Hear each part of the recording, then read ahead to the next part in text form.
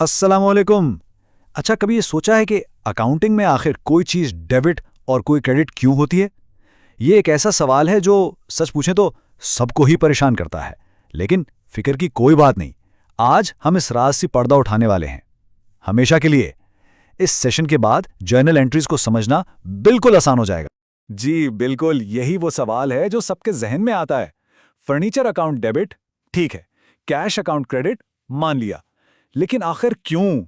ये उलझन बिल्कुल नॉर्मल है और आज हम इसी क्यों का जवाब ढूंढने निकले हैं, ताकि फिर कभी इसमें कोई शक ना रहे। तो चलें इस मामले को हल करना शुरू करते हैं।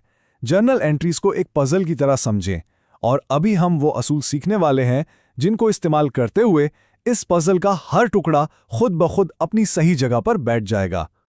और राज हैरान कुन हद तक सादा है। यकीन करें, अकाउंटिंग की पूरी दुनिया सिर्फ और सिर्फ 5 बुनियादी कैटेगरीज पर टिकी हुई है। सेल्स हो, कैश हो, फर्नीचर हो, कोई भी अकाउंट हो, वो इन 5 में से ही किसी एक में आएगा।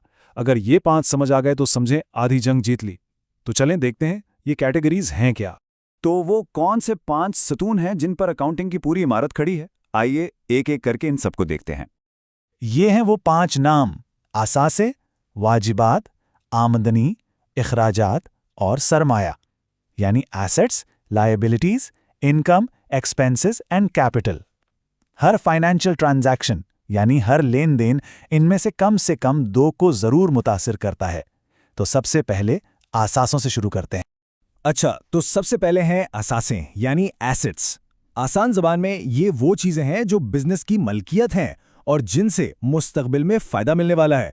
मिसाल के तौर पर, बिजनेस के पास जो कैश पड़ा है, दफ्तर की बिल्डिंग या वो कंप्यूटर जिस पर काम होता है, इन सब की एक वैल्यू है, इनको बेचा जा सकता है। अब असासे का बिल्कुल उल्ट सोचें, वो है खर्च यानी एक्सपेंस। ये वो कीमत है जिसका फ़ायदा फ़ौरन मिलता है और बस वहीं ख़त्म हो जाता है। जैसे दफ्तर का किराया दे दिया, बिजली का बिल भर दिया या कहीं आने जाने पर खर्चा किया। इसकी कोई रीसेल वैल्यू नहीं होती, ये इस्तेमाल होकर ख़त्म हो जाता है। ये मिसाल तो बहुत ही ज़बरदस्त है। इससे फ़र्क बिल्कुल साफ समझ आ जाएगा। देखें, काम के लिए खरीदा गया लैपटॉप ये सालों चलता है और बाद में इसे बेचा भी जा सकता है, तो ये हुआ एक असासा। दूसरी तरफ दोपहर के खाने का बिल, खाना खाया, फ़ायदा लिया और बात ख़त्म, ये एक खर्च है। तीसरी कैटेगरी है वाजिबात यानी लायबिलिटीज़।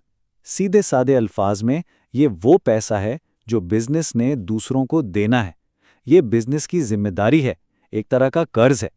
सबसे आम मिसाल है बैंक से लिया गया लोन। अगली कैटेगरी है आमदनी यानी इनकम। ये तो बहुत ही आसान है। ये वो पैसा है जो बिजनेस अपने काम से कमाता है, चाहे वो चीज़ें बेचकर हो या कोई सर्विस देकर, जैसे सेल से आने वाला पैसा या कहीं से मिलने वाला कमीशन। और हमारी 5वीं और आखिरी कैटेगरी है सरमाया यानी कैपिटल। ये वो पैसा है जो बिजनेस का मालिक खुद अपनी जेब से अपने बिजनेस में लगाता है। क्योंकि ये मालिक का अपना पैसा होता है, इसलिए इसे एक खास नाम कैपिटल दिया जाता है। ठीक है, तो अब हमने 5 कैटेगरीज को समझ लिया है। अब वो वक्त आ गया है जिसका इंतजार था, वो लम्हा जब सब कुछ जुड़ जाएगा।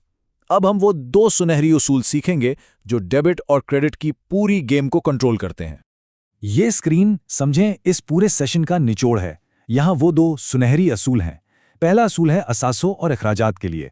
गौर से देखें, जब भी ये दोनों बढ़ेंगे तो उन्हें डेबिट किया जाएगा और जब ये कम होंगे तो उन्हें क्रेडिट किया जाएगा। अब आते हैं दूसरे ग्रुप पर, वाजिबात, आमदनी और सरमाया। इनका असूल बिल्कुल उल्टा है। जब ये बढ़ते हैं तो ये क्रेडिट होते हैं और जब कम होते हैं तो डेबिट। बस यही 2 असूल याद रखने। इसको याद रखने का एक और भी आसान तरीका है, बस 2 टीमें बना लें।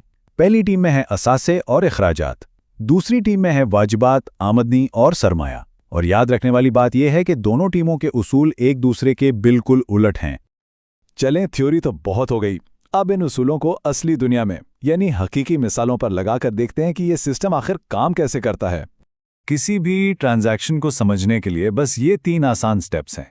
पहला, ये पहचानें कि कौन से 2 अकाउंट्स पर असर पड़ रहा है। दूसरा, उन दोनों की कैटेगरी बताएं, यानी वो इन 5 में से कौन से हैं। और तीसरा, बस इन पर अपना सुनहरा उसूल लगा दें। चलें पहली मिसाल देखते हैं। फर्ज करें बिजनेस ने 50,000 रुपए कैश में तनख्वाह दी। अब इस पर अपने 3 स्टेप्स वाला सिस्टम लगाते हैं। अब यहां देखें, स्टेप 1, 2 अकाउंट्स कौन से हैं? एक तनख्वाह और दूसरा कैश। स्टेप 2, इनकी कैटेगरी क्या है? तनख्वाह एक खर्च है, एक्सपेंस है, और कैश एक असासा, एसेट है। अब स्टेप 3, उसूल लगाएं। तनख्वाह देने से बिजनेस का खर्च बढ़ गया, और जब खर्च बढ़ता है तो वो होता है डेबिट। दूसरी तरफ कैश बिजनेस से चला गया, यानी असासा कम हो गया, और जब असासा कम होता है तो वो होता है क्रेडिट। देखा कितना आसान है? और ये रही हमारी final journal entry. Salary account debit 50,000 से और कैश अकाउंट क्रेडिट 50,000 से। हमारे उसूलों ने हमें बिल्कुल सही जवाब तक पहुंचा दिया। चले एक और मिसाल देखते हैं ताकि ये कॉन्सेप्ट और भी पक्का हो जाए। इस बार बिजनेस ने 40,000 रुपए का कैश लोन लिया है। तो फिर से वही 3 स्टेप्स, 2 अकाउंट्स, एक कैश और दूसरा लोन। अब कैटेगरी, कैश एक असासा है और लोन एक वाजिबात है। अब असूल, लोन लेने से बिजनेस में कैश आया, यानी असासा बढ़ गया, और जब असासा बढ़ता है तो वो होता है डेबिट। दूसरी तरफ बिजनेस पर कर्ज यानी वाजिबात भी बढ़ गईं, और जब वाजिबात बढ़ती हैं तो वो होती हैं क्रेडिट। तो कैश अकाउंट डेबिट और लोन अकाउंट क्रेडिट। और सबसे अहम बात यह है कि यह सादा सा सिस्टम हर बार काम करता है, हर एक ट्रांजैक्शन के लिए। लेन देन चाहे जितना भी मुश्किल क्यों ना हो, ये 5 कैटेगरीज और 2 सुनहरी उसूल हमेशा सही जवाब देंगे। तो आइए जल्दी से दोहरा लेते हैं कि हमने आज क्या सीखा। सबसे पहली बात, दुनिया का हर अकाउंट इन 5 कैटेगरीज में से ही एक है। दूसरी बात, असासे और इखराजात एक टीम है और वाजिबात, आमदनी और सरमाया दूसरी टीम है। और आखिर में हर डेबिट के लिए एक बराबर का क्रेडिट होता है, जिसकी वजह से अकाउंटिंग हमेशा बैलेंस रहती है। तो अब अकाउंटिंग के इस मोहम्मे को खोलने की चाबी मिल गई है। इस इल्म के बाद अकाउंटिंग सिर्फ नंबरों का खेल नहीं रहती, बल्कि ये बिजनेस की जबान बन जाती है, एक ऐसी जबान जो कहानियां सुनाती है। सवाल यह है कि अब कौन सी माली कहानी को समझने और पढ़ने की शुरुआत की